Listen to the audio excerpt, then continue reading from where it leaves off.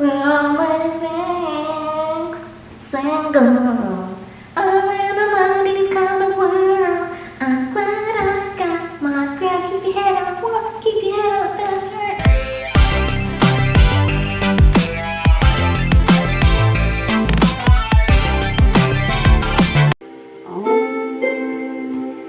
My food is coming! What's up, Sofa Gang? Welcome back to my channel. You know who it is. It's Steffi G here. If you don't know, hi. I'm Steffi G, and I'm in charge of Unbreakable Self Fitness, the channel, the business. And today's, I have to give my greetings because I'm not rude. How are you? How are you doing? I hope you smile today. Alright, today's video is going to be on the 5 ways to boost mood naturally.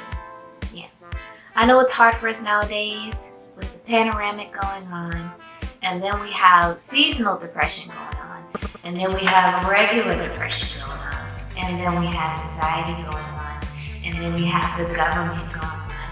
And it's hard to keep up and keep our energy lifted.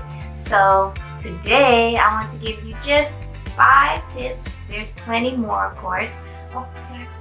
But basically, this whole situation has either increased your depression or has made others actually clinically depressed or made them seasonally depressed. You get what I'm saying? As someone who's part of the latter of the clinical depression, I'm just here to show you how I keep my spirits lifted.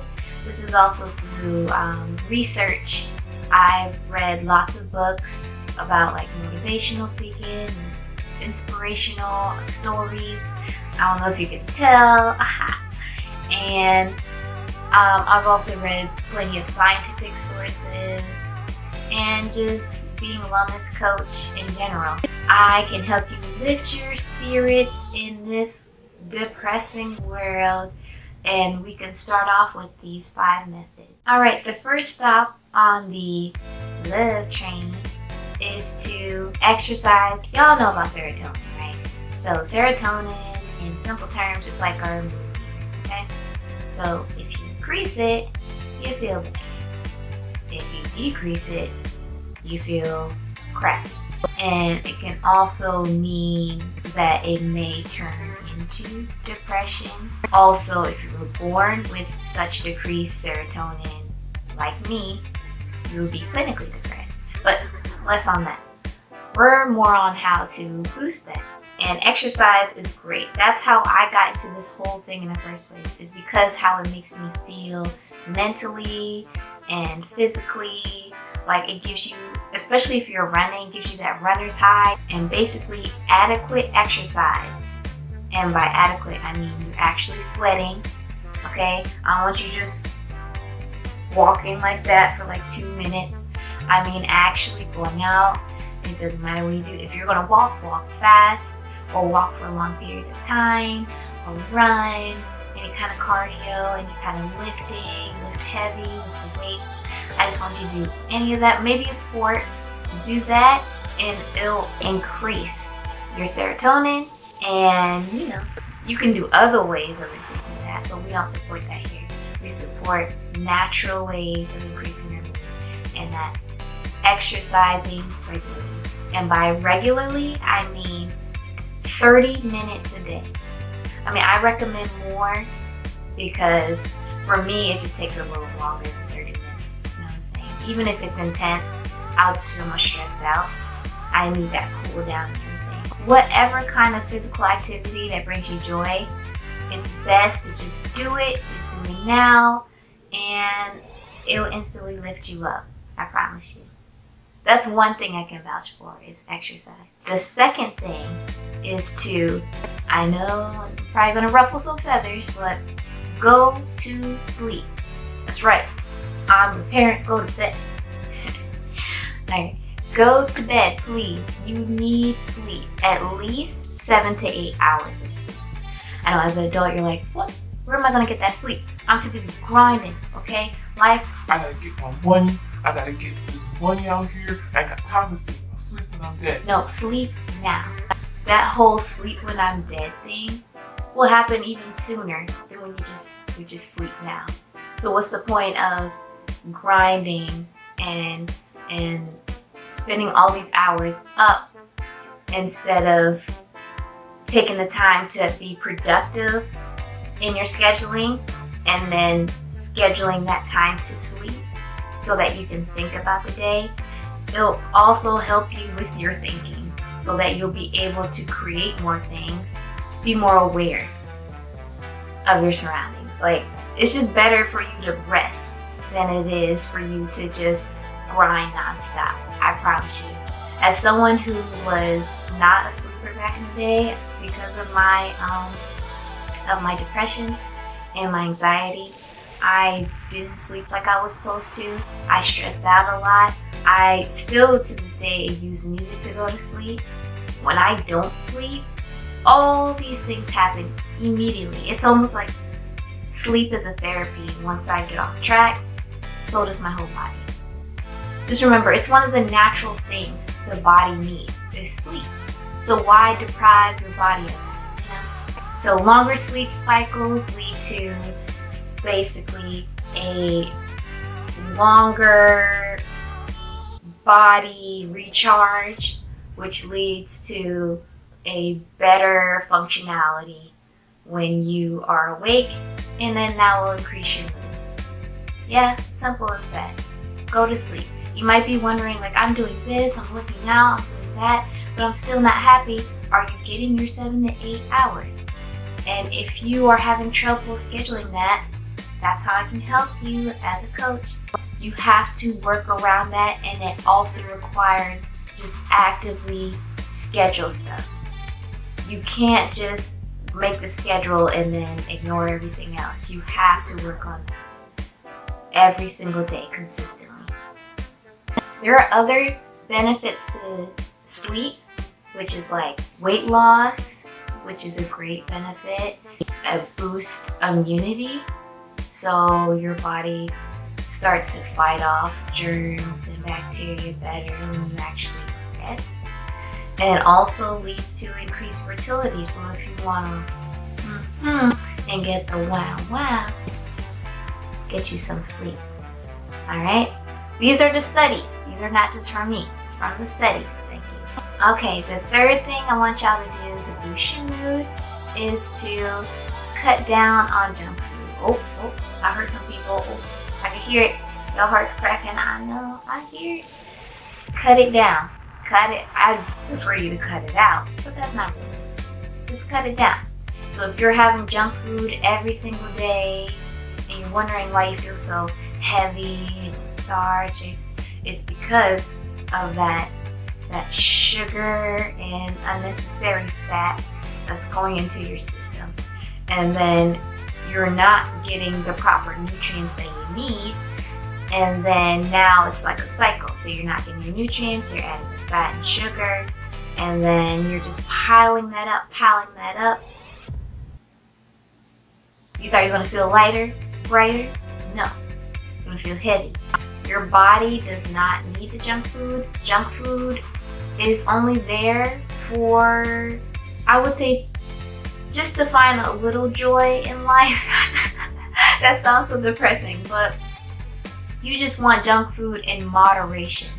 And by moderation, I mean maybe a couple times a week. Basically, wean yourself off until you can get to none. Or maybe a thing of candy, like a little kiss of candy at the end of the week. Or only during your cheat meal. That's cool. And by cheat meal, I mean that one meal and not cheat day, eat throughout the day cheating. No, I mean that one meal. I'm not super healthy all the time, you know. I eat junk food too, but I don't eat it as like something I have all the time, and I don't eat it to make me happy. I would sometimes eat it if I'm bored, but then I would, you know, do some self-reflection, be like, okay, why am I eating it when I'm bored? I just need to work on that and figure out why I'm doing that. What can I do to counter that? So that's what you guys should do. Have junk food once in a while to appreciate why that junk food means something to you. You get what I'm saying? If you're just eating junk food out of habit, you're not gaining anything, and your mood is just gonna get worse and worse. Whereas if you've had a strict diet and you've accomplished your goals of eating vegetables every single day, broccoli every single day, broccoli and chicken, and then on that last day you get to eat like a large pizza, it means more to you than it would if you ate a large pizza every day. And I don't know how you can eat large pizza because my heart right now, my heart. But some people do it. It just shows more appreciation. So decrease the junk food to maybe once a week, once a month.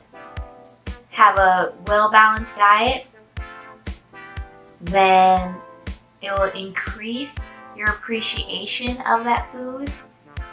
And also show some mindfulness into why you eat that kind of food, which will later increase your mood because you're like, I set a goal and now I can treat myself.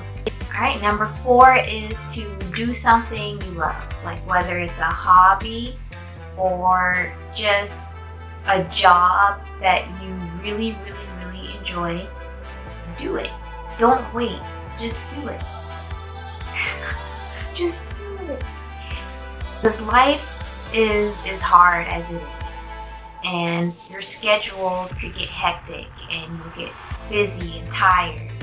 And if you take the time out of your day to do something that brings you just a little bit of joy, and I don't mean eating large pizza every day, I mean doing like a short little hobby. It could be embarrassing. Like I think I talked about this in the video before. Whether you want to like dress in like some outfit that everyone looks at you and judges you in, but that's how you want to spend your hour of the day, then do that. You're not hurting anyone. As long as you're not hurting anyone, do that activity. Because at the end of the day, that will just boost your mood. You'll be more grateful for life because you're spending that one moment out of that crap of a time of dealing with people and dealing with stress and life grievances. You just appreciate life more.